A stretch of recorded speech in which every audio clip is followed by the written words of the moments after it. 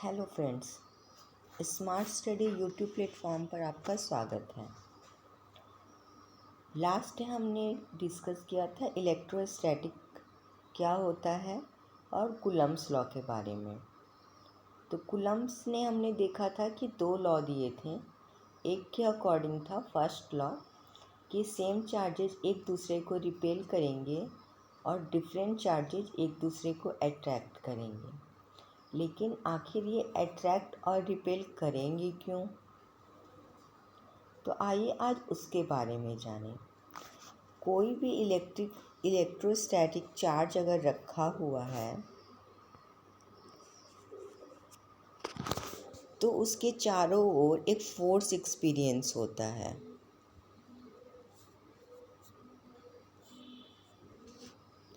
और अगर इस एरिया में हम कोई स्मॉल चार्ज लेकर आते हैं या रखते हैं तो वो स्मॉल चार्ज भी इस चार्ज की वजह से एक फोर्स एक्सपीरियंस करेगा। जितने एरिया या रीजन में ये फोर्स एक्सपीरियंस होगा वो रीजन इलेक्ट्रिक फील्ड कहलाता है। किसी भी चार्ज का इलेक्ट्रिक फील्ड इन्फिनिटी तक एक्सटेंड कर सकता है।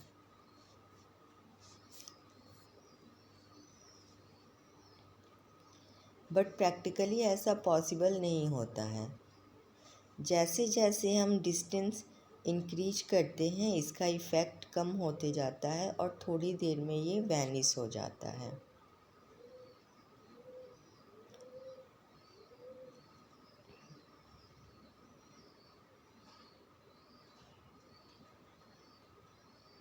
जैसे फ़ैन को ही हम ले लेते हैं। फ़ैन अगर बड़े से हॉल में हम फ़ैन को लगा देते हैं, जैसे आपने रेलवे स्टेशन पे देखा होगा, तो ये हवा इन्फिनिटी तक जा सकती है, लेकिन प्रैक्टिकली ऐसा नहीं होता है। फ़ैन के नीचे हमें ज़्यादा हवा लगती है और जैसे जैसे हम दूर जाते हैं हवा कम होते जाती है और कुछ देर के बाद उस फ़ैन से हवा आनी बंद हो जाती है। सिमिलर थिंग यहाँ भी होता है कि अगर चार्ज इसके पास में है तो ये ज़्यादा फोर्स एक्सपीरियंस करेगा, थोड़ा दूर है तो उससे कम करेगा, और अगर ये बहुत दूर है तो ये फोर्स एक्सपीरियंस नहीं करेगा। Clear?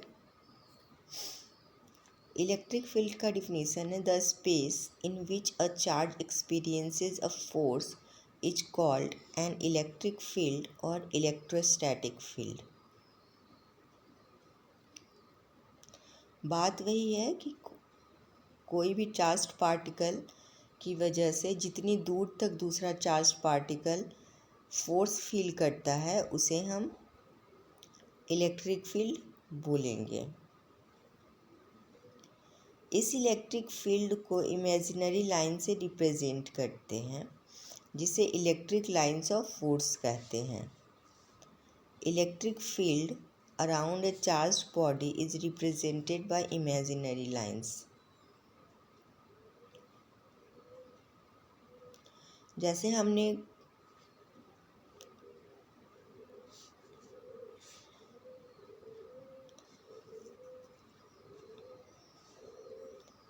In line of force का डायरेक्शन कैसे डिसाइड करेंगे कि कौन से डायरेक्शन में इनका फोर्स लगेगा। इसके लिए हम एक यूनिट पॉजिटिव चार्ज को उस इलेक्ट्रिक फील्ड में प्लेस करते हैं। एक ऐसे चार्ज्ड बॉडी है और यहाँ हम यूनिट पॉजिटिव चार्ज लेकर आते हैं। अगर ये चार्ज प्लस है तो ये इसको रिपेल करेगा और ये इसको रिपेल करेगा, तो इसकी वजह से ये कुछ इस तरह से इनका डायरेक्शन हो जाएगा। और अगर ये चार्ज निगेटिव है और यहाँ पर हम एक पॉजिटिव चार्ज लेकर आते हैं 1 कूलम का, तो इसकी डायरेक्शन अट्रैक्शन की होगी और ये इसको अट्रैक्ट कर लेगा।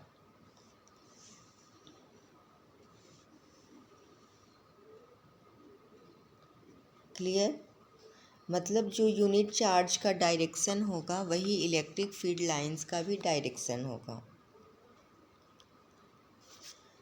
अब इसमें हम क्या देखते हैं कि पॉजिटिव से जो इलेक्ट्रिक फील्ड लाइंस निकली है वो आउटवर्ड जा रही है और जो निगेटिव से निकल रही है वो इनवर्ड आ रही है।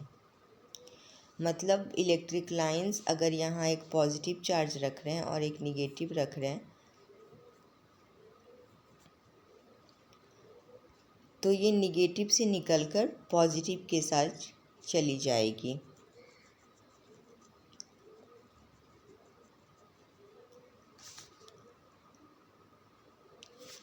और ये जब भी इलेक्ट्रिक लाइंस पॉजिटिव की में आए या निगेटिव से निकले, दोनों ही कंडीशन में ये नॉर्मली इंटर करेंगे या एग्ज़िट करेंगे सरफेस के। क्लियर? ये देखिए यहाँ एक पॉजिटिव चार्ज है, यहाँ पर एक हम 1 कूलम का चार्ज लेकर आ रहे हैं। इसकी वजह से ये इसे रिपेल करेगा तो इसकी डायरेक्शन हो गई आउटवर्ड। यहाँ निगेटिव चार्ज है, यहाँ अगर हम एक पॉजिटिव चार्ज लेके आते हैं तो ये इसे अट्रैक्ट कर लेगा और डायरेक्शन हो जाएगा इनवर्ड। अगर एक पॉजिटिव और एक निगेटिव चार्ज है तो इलेक्ट्रिक लाइंस का डायरेक्शन पॉजिटिव से निगेटिव की तरफ होगा। और अगर दो सिमिलर पॉजिटिव चार्ज है तो इसका डायरेक्शन आउटवर्ड हो जाएगा।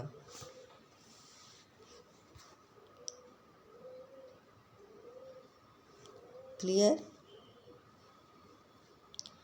अब इन इलेक्ट्रिक लाइंस की प्रॉपर्टीज क्या होती है? इलेक्ट्रिक फील्ड लाइंस, जैसा कि मैंने पहले आपको बताया है कि पॉजिटिव चार्ज से दूर और निगेटिव चार्ज की तरफ जाएंगे। और ये इलेक्ट्रिक लाइंस पर अगर हम टेंजेंट बनाते हैं, मान लो यहाँ पॉजिटिव चार्ज है, यहाँ निगेटिव चार्ज है, इस लाइन पे अगर हम टेंजेंट बनाते हैं तो ये हमें इलेक्ट्रिक फील्ड का डायरेक्शन बताएगा। Electric lines of force positive charge से स्टार्ट होकर निगेटिव चार्ज पर एंड होगा। ये सब तो मैंने आपके साथ डिस्कस कर चुकी हूँ।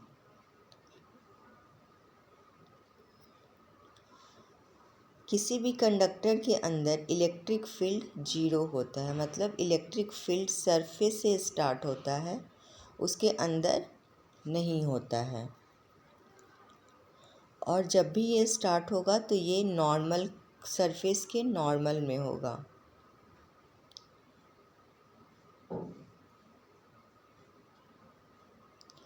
ये electric lines of force conductor को पास नहीं करेगा, मतलब अंदर क्या होगा, 0 होगा इलेक्ट्रिक फील्ड लाइंस।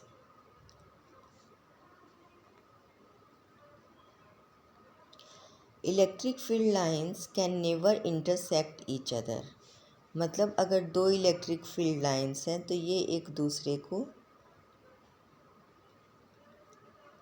ऐसे कट नहीं करेंगे।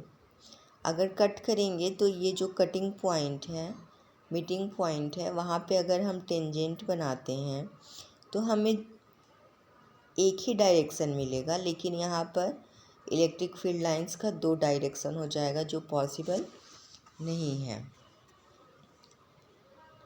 इलेक्ट्रिक फील्ड लाइंस की टेंडेंसी होती है कि वो लेंथ में कॉन्ट्रैक्ट करेंगे और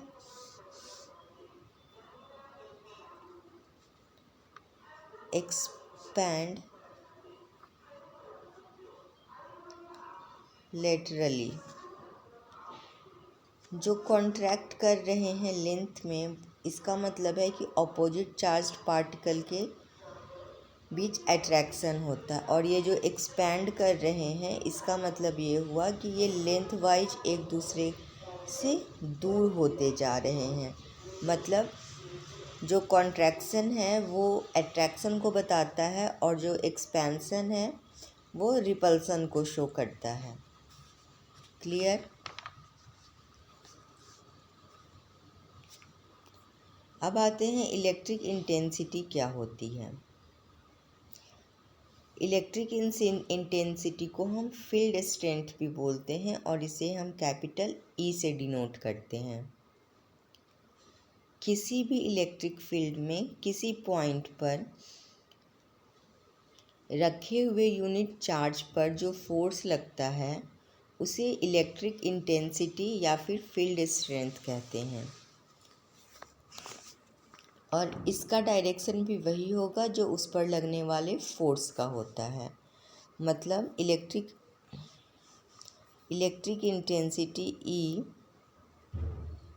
equal to force by charge. तो इलेक्ट्रिक इंटेंसिटी को हम फोर्स पर यूनिट चार्ज भी बोल सकते हैं। अब इसकी यूनिट क्या होगी, तो फोर्स की यूनिट होती है न्यूटन और चार्ज की यूनिट होती है कूलम। तो इलेक्ट्रिक इंटेंसिटी की यूनिट हो गई न्यूटन पर कूलम। ये बात ध्यान देने वाली है कि इलेक्ट्रिक इंटेंसिटी में हम देख रहे हैं कि डायरेक्शन भी आ रहा है और ये डायरेक्शन फोर्स पर डिपेंड करेगा कि वो फोर्स किस डायरेक्शन में लग रहा है। जब किसी भी चीज़ का मैग्नीट्यूड और डायरेक्शन दोनों होता है तो उसे हम वेक्टर क्वांटिटी बोलते हैं। तो उसी तरह हम इलेक्ट्रिक इंटेंसिटी को भी वेक्टर क्वांटिटी बोलेंगे।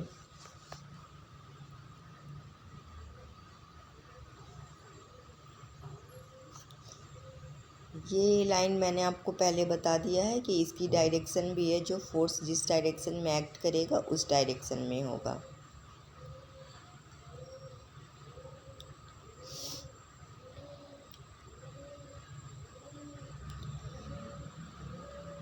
इलेक्ट्रिक इंटेंसिटी को लाइन ऑफ फोर्स के टर्म में भी डिस्क्राइब कर सकते हैं।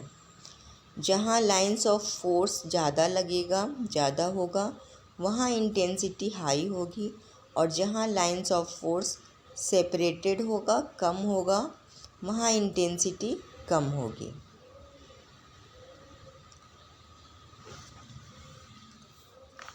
अब बात करते हैं कि अगर सिस्टम में दो चार्ज रखे हुए हैं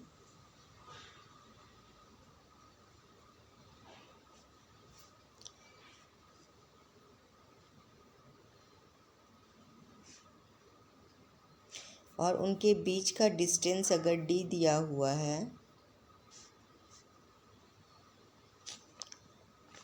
तो इस पॉइंट पर जो यूनिट चार्ज हम एज्यूम करते हैं उस पॉइंट पर इलेक्ट्रिक इंटेंसिटी क्या होगी।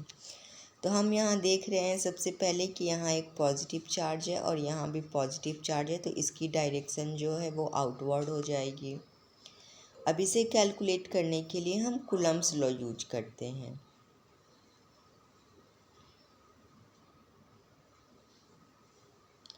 तो इलेक्ट्रिक इंटेंसिटी इक्वल टू क्या होती है, E equal to F by Q होती है ना। और Q की वैल्यू कितनी है पर यूनिट चार्ज, तो Q की वैल्यू है 1। तो मतलब E इक्वल टू क्या हो गया, फोर्स। और अब इस फोर्स की वैल्यू क्या होती है, तो फोर्स की वैल्यू होती है 9 into 10⁹ Q by epsilon r d² होती है। अगर यहाँ ये जो सिस्टम है इसे हम एयर में रख देते हैं तो एप्सिलॉन r की वैल्यू 1 हो जाएगी और इलेक्ट्रिक इंटेंसिटी की वैल्यू हो जाएगी 9 into 10⁹ Q by d²। Clear. ये तो बात हुई कि जब सिस्टम में केवल एक चार्ज पार्टिकल है, उसकी वजह से किसी पॉइंट पर क्या असर होगा। लेकिन अगर सिस्टम में बहुत सारे चार्जेज हैं तब क्या होगा।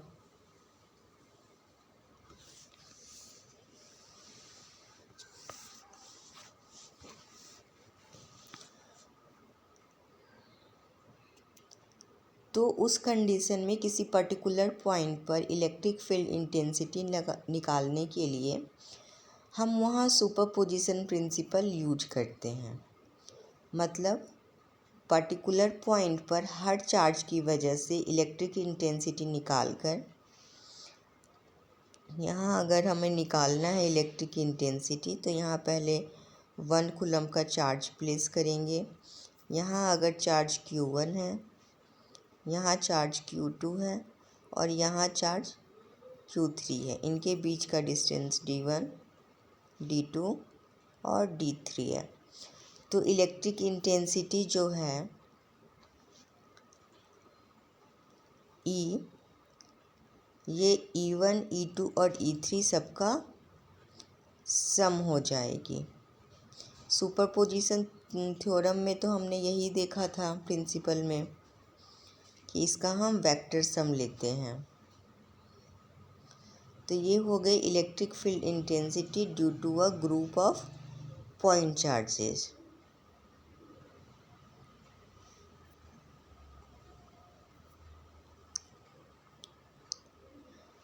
यहाँ एक क्वेश्चन है कि two equal and opposite charges of magnitude 2 × 10⁻⁻7 coulombs are placed 15 centimetre apart.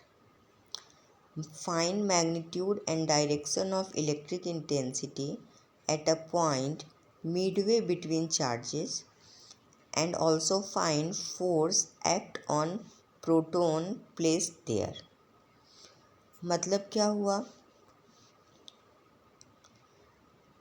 कि यहाँ एक चार्ज रखा हुआ है प्लस और यहाँ एक चार्ज रखा हुआ है माइनस।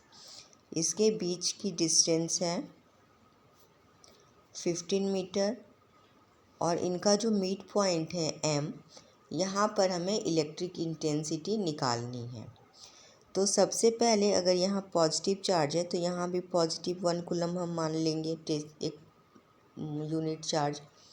अब A की वजह से M पर कितना इंटेंसिटी लगेगा तो E1 निकालेंगे। E1 की वैल्यू हो जाएगी 9 × 10⁻⁹, 2 × 10⁻⁻7 और डिस्टेंस हाफ हो गया तो 15 का हाफ हो जाएगा 7.5 सेंटीमीटर। इसे मीटर में चेंज करेंगे तो हो जाएगा 0.05 मीटर स्क्वायर और जब इसे सॉल्व करेंगे तो आ जाएगा 0.32 × 10⁻6 न्यूटन पर कूलम। और ये रिपेल करेगा तो इसका मतलब ये इस डायरेक्शन में होगा। क्लियर है। सिमिलरली हम निगेटिव चार्ज की वजह से M पर इलेक्ट्रिक इंटेंसिटी निकालेंगे तो हो जाएगा E2 की भी वैल्यू हो जाएगी 9 × 10⁻9 और चार्ज सेम है तो 2 × 10⁻⁻7 और डिस्टेंस भी सेम है तो 0.075, मतलब ये भी सेम आ जाएगा 0.32 × 10⁻⁻6।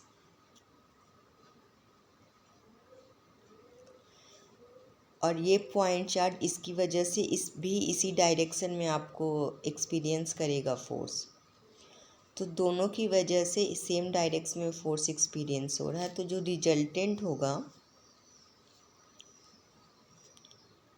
रिजल्टेंट होगा वो हो जाएगा E1 + E2।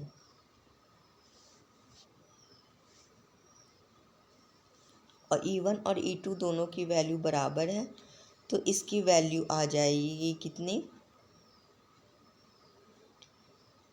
0.64 × 10⁻6 न्यूटन पर कूलम। ठीक है। और इसकी डायरेक्शन क्या होगी, A से B की तरफ होगी, मतलब आउटवर्ड होगी। सेकेंड क्वेश्चन क्या बोल रहा था कि अगर m पॉइंट पर हम एक प्रोटॉन प्लेस कर दें, कुछ ऐसा डायग्राम था हमारा,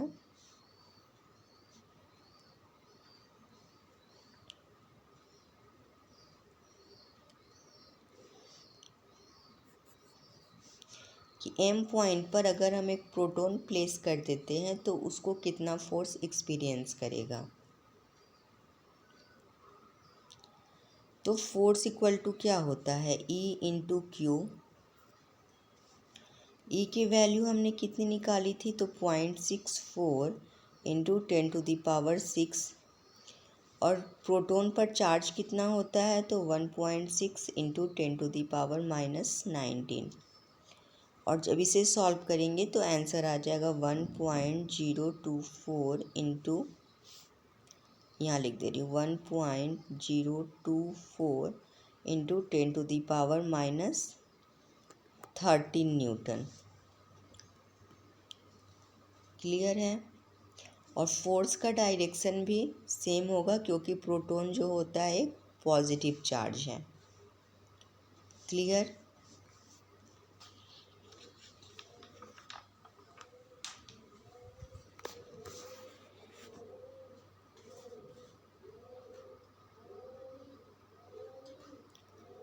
अब आते हैं इलेक्ट्रिक फ्लक्स पे।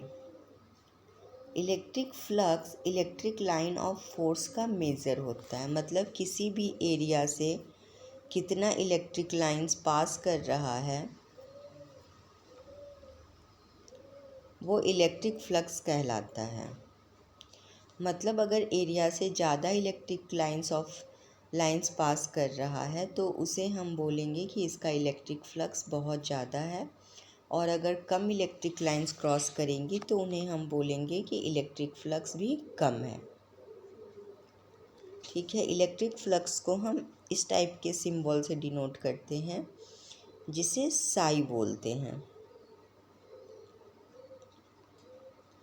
अगर हम दो पैरेलल प्लेट ले लेते हैं, एक की चार्ज प्लस क्यू और एक की चार्ज माइनस क्यू ले लेते हैं, तो इलेक्ट्रिक लाइंस ऐसे होंगे। तो number of electric lines charge के बराबर हो जाएगा। तो इस कंडीशन में जो साई है, साई की वैल्यू चार्ज की वैल्यू के बराबर हो जाएगी।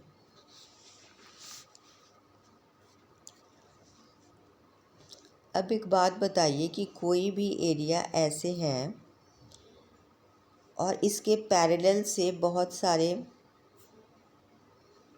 लाइंस क्रॉस कर रहे हैं, तो इलेक्ट्रिक फ्लक्स क्या होगा। उस कंडीशन में इलेक्ट्रिक फ्लक्स जीरो हो जाएगा। लेकिन वहीं अगर एरिया से परपेंडिकुलर इलेक्ट्रिक लाइंस पास करेगा तो इलेक्ट्रिक फ्लक्स की वैल्यू मैक्सिमम हो जाएगी।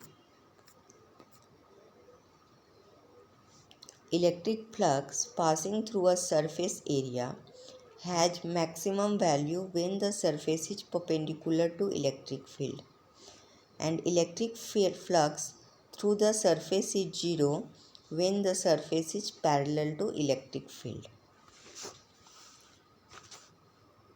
ये दोनों चीज़ें मैंने अभी आपके साथ डिस्कस की कि पैरेलल में इलेक्ट्रिक फ्लक्स क्या होगा और परपेंडिकुलर में इलेक्ट्रिक फ्लक्स क्या होगा। अब बात करते हैं इलेक्ट्रिक फ्लक्स डेंसिटी की। डेंसिटी का मतलब क्या होता है, पर यूनिट एरिया। और यहाँ क्या है, इलेक्ट्रिक फ्लक्स डेंसिटी मतलब electric flux per unit area. और इसको हम कैपिटल डी से डिनोट करते हैं, तो डी इक्वल टू क्या हो जाएगा, साई बाई ए।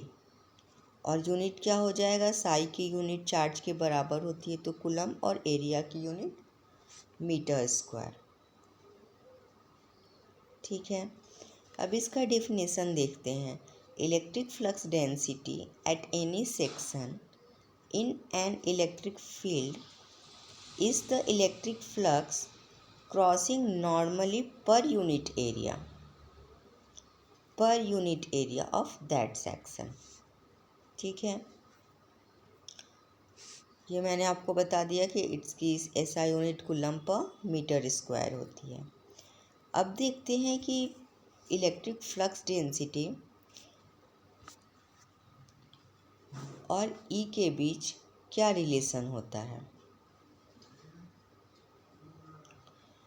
मान लो एक सिस्टम है, यहाँ पे एक प्लस क्यू चार्ज है और यहाँ एक पॉइंट चार्ज हम प्लेस कर रहे हैं, इनके बीच का डिस्टेंस डी है और हमें पी पॉइंट पर इलेक्ट्रिक फ्लक्स डेंसिटी फाइंड करना है।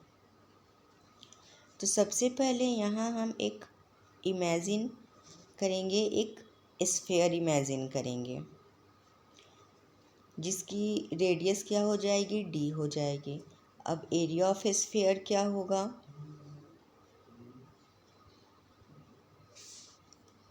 तो ए इक्वल टू हो जाएगा 4 पाई डी स्क्वायर और electric intensity E equal to क्या हो जाएगी, Q by 4 pi epsilon R epsilon naught D square. अगर इसे हम अच्छे से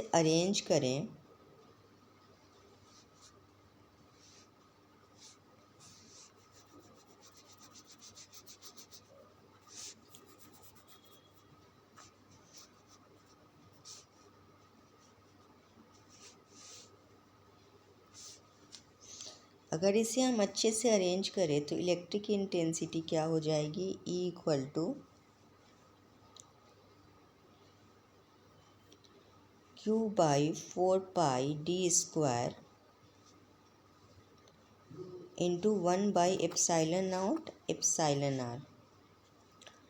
और इसकी वैल्यू की जगह हम इलेक्ट्रिक फ्लक्स डेंसिटी देख रहे हैं, चार्ज पर यूनिट एरिया हो रहा है, तो ये डेंसिटी हो गई। तो इसकी जगह पे अगर हम डेंसिटी पुट कर देते हैं तो ई इक्वल टू क्या हो जाएगा, D by epsilon naught epsilon R. मतलब डी इक्वल टू क्या हो गया, epsilon naught epsilon R E. मतलब जो फ्लक्स डेंसिटी है वो epsilon naught epsilon R electric intensity के बराबर होगी।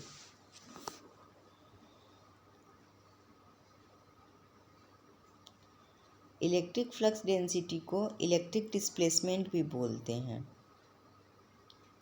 अब हम यहाँ देखते हैं कि डी भी एक वेक्टर क्वांटिटी है और ई भी एक वेक्टर क्वांटिटी, तो इसे हम वेक्टर से डिनोट कर सकते हैं। और किसी भी पॉइंट पर डी का डायरेक्शन और ई का डायरेक्शन सेम होगा।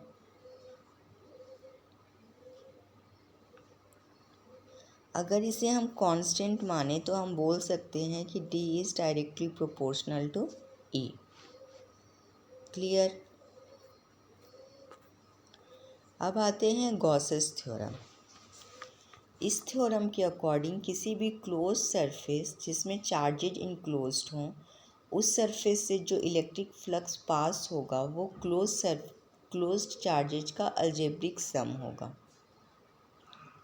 Electric flux passing through a closed surface surrounding a number of charges is equal to the algebraic sum of charges inside the closed charges। मतलब क्या हुआ कि अगर कोई भी एक क्लोज सरफेस है, इसमें अगर Q1 Q2 Q3 बहुत सारे चार्जेज हैं, यहाँ अगर प्लस है और ये निगेटिव है, तो जो इलेक्ट्रिक फ्लक्स होगा ये इनका अलजेब्रिक सम होगा। मतलब Q1 प्लस है, Q2 प्लस है और Q3 माइनस है। क्लियर।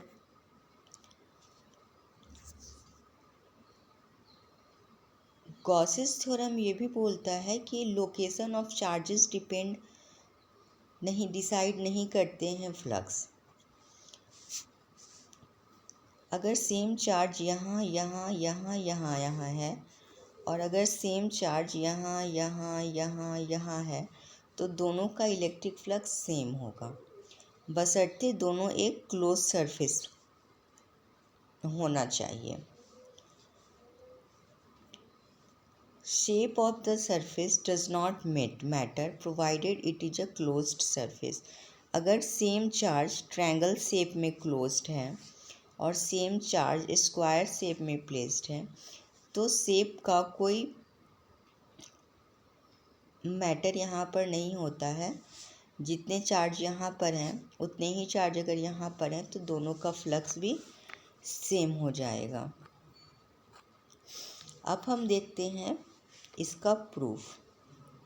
इसके प्रूफ देखने के लिए सबसे पहले यहाँ हम एक चार्ज लेते हैं +Q,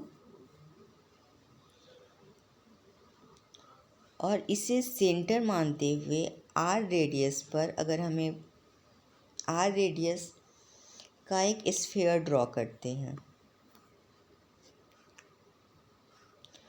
यहाँ एक छोटा सा इस स्फीयर का पार्ट कट कर लेते हैं। तो यहाँ हम देखते हैं इलेक्ट्रिक इंटेंसिटी आउटसाइड है क्योंकि ये भी प्लस है, और यहाँ पॉइंट चार्ज ये भी प्लस है, और यहाँ इस एरिया को हम ds करेंगे। क्लियर है? तो अगर हम टोटल इलेक्ट्रिक फ्लक्स निकालते हैं तो वो हो जाएगा Q/ε0। स्फीयर के किसी पॉइंट पर इलेक्ट्रिक फील्ड का मैग्नीट्यूड क्या होगा? E = Q/4πε0r², और ये फील्ड रेडियली आउटवर्ड डायरेक्शन में जा रहा है। एक स्मॉल एरिया ds एज्यूम करते हैं। तो हम यहाँ देखते हैं कि E जो है वो पैरेलल है ds के, मतलब दोनों के बीच का एंगल कितना हो जाएगा? 0 डिग्री। अगर साई इक्वल टू E.ds लेते हैं तो ये क्या हो जाएगा? ds डॉट है तो कॉस थीटा, और थीटा की वैल्यू है 0 डिग्री। इसे अगर सॉल्व करते हैं तो हो जाएगा क्लोज सरफेस ds, और देख रहे हैं क्या हम कि E की वैल्यू कांस्टेंट है, तो E को हम बाहर निकाल सकते हैं। तो बचा क्या? Integral ds। इंटीग्रल का मतलब होता है सारे पार्ट को जोड़ना। तो ये छोटा सा पार्ट है, इसके अगर पूरे सरफेस को हम लेते हैं तो ये एक स्फीयर बन जाएगा, और स्फीयर का एरिया क्या होता है? 4πr²। तो साई इक्वल टू क्या हो जाएगा? Q/4πε0r² into 4πr²। अब ये और ये कट गया तो कितना आ गया? Q/ε0। तो इस तरह हम देखते हैं कि गॉसेस लॉ सही बोल रहा है। इलेक्ट्रिक फ्लक्स जो है वो चार्ज के बराबर है, और ε0 तो मैटर की परमिटिविटी होती है।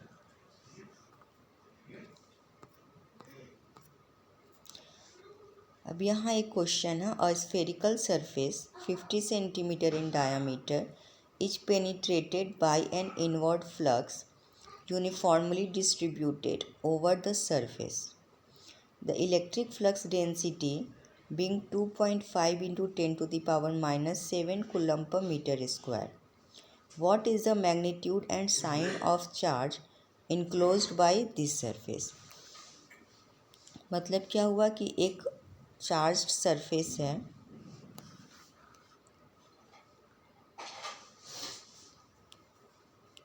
और इसकी डायमीटर दी हुई है 50 सेंटीमीटर। तो रेडियस कितना हो जाएगा? रेडियस हो जाएगा 25 सेंटीमीटर, और फ्लक्स डेंसिटी दिया हुआ है 2.5 into 10 to the power -7 coulomb per metre square. तो चार्ज इनक्लोज्ड निकालना है हम लोगों को। तो सबसे पहले इस स्फीयर का रेडियस कितना हो जाएगा? तो 25, और एरिया क्या होता है? 4πr²। अगर r की वैल्यू हम यहाँ पुट कर देते हैं, सेंटीमीटर में है, इसे हम मीटर में चेंज कर देंगे। तो इसकी वैल्यू आ जाएगी 0.785 मीटर स्क्वायर। और फ्लक्स निकालना है तो फ्लक्स इक्वल टू होता है D इंटू ए, और D की वैल्यू कितनी दी हुई है 2.5 इंटू 10⁻⁻7, और A की वैल्यू यहाँ हम पुट कर देंगे तो इसकी वैल्यू आ जाएगी 0.1962 इंटू 10⁻⁻6 कूलम। तो बस सबसे पहले गॉसियन सरफेस इमेजिन कर लेना है जिस पॉइंट पर भी हमें फ्लक्स निकालना है, उसके बाद उसका एरिया निकाल कर इलेक्ट्रिक फ्लक्स हम इजीली निकाल सकते हैं। ठीक है, आज के लिए इतना ही, कल फिर मिलते हैं, बाय।